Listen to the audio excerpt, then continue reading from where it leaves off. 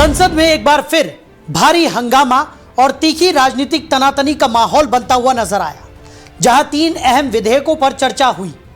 हालांकि सत्र शुरू होने से पहले ही तमिलनाडु के मुख्यमंत्री M.K. स्टालिन की तरफ से परिसीमन विधेयक के खिलाफ सीधे और प्रतीकात्मक विरोध दर्ज कराने के बाद देश में राजनीतिक तनाव और बढ़ गया है। उन्होंने सार्वजनिक रूप से विधेयक की एक प्रति जलाई और इसे काला कानून बताते हुए राज्यव्यापी विरोध आंदोलन शुरू कर दिया।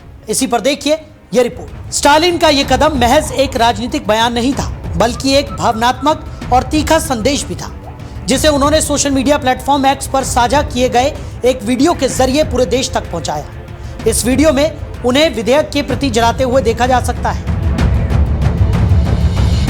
यह एक ऐसा कृत्य है जो उनके गुस्से और विरोध की तीव्रता को स्पष्ट रूप से दर्शाता है।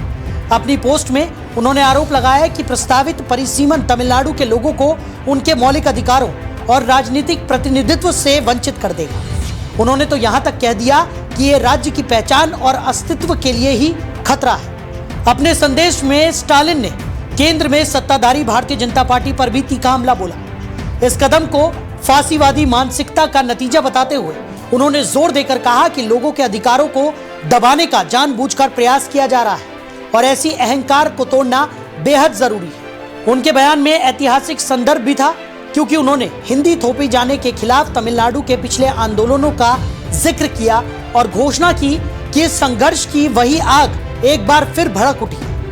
उन्होंने चेतावनी दी कि यह विरोध अब केवल तमिलनाडु तक ही सीमित नहीं रहेगा, बल्कि पूरे द्रविड़ क्षेत्र में फैल सकता है। स्टालिन ने आगे कहा कि यह आंदोलन और तेज होगा और केंद्र सरकार को झुकने पर मजबूर कर देगा।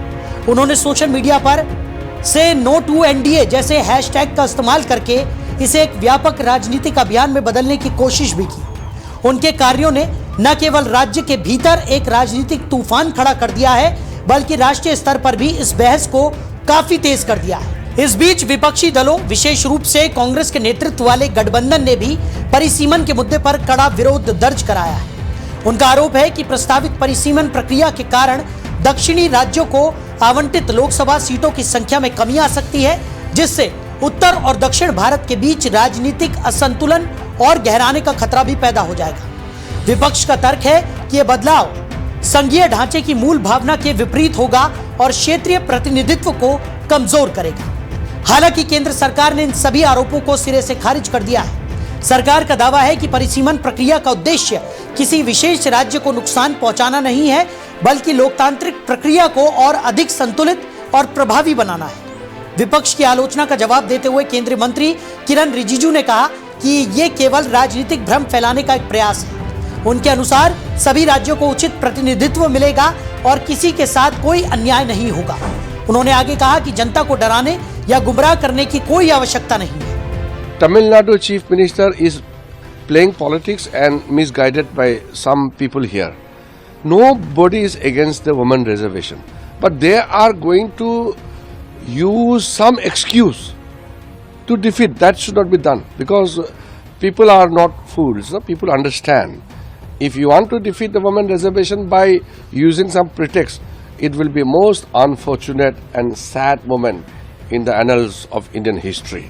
इस पूरे क्रम ने भारतीय राजनीति में उत्तर बनाम दक्षिण की बहस को एक बार फिर हवा दे दी है। एक ओर राज्य अपने अधिकारों और प्रतिनिधित्व की रक्षा की वकालत कर रहे हैं, तो दूसरी ओर केंद्र सरकार इस कदम को विकास और लोकतांत्रिक सुधार की दिशा में उठाया गया कदम बता रही है। अब सभी की निगाहें संसद के आगामी विशेष सत्र पर टिकी हुई हैं, जहां यह विवाद एक और तीखे टकराव का रूप ले सकता है।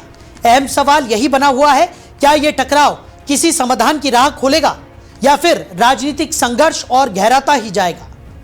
तो इसी तरह की तमाम खबरों के लिए आप जुड़े रहिए डेली 24 भारत के साथ।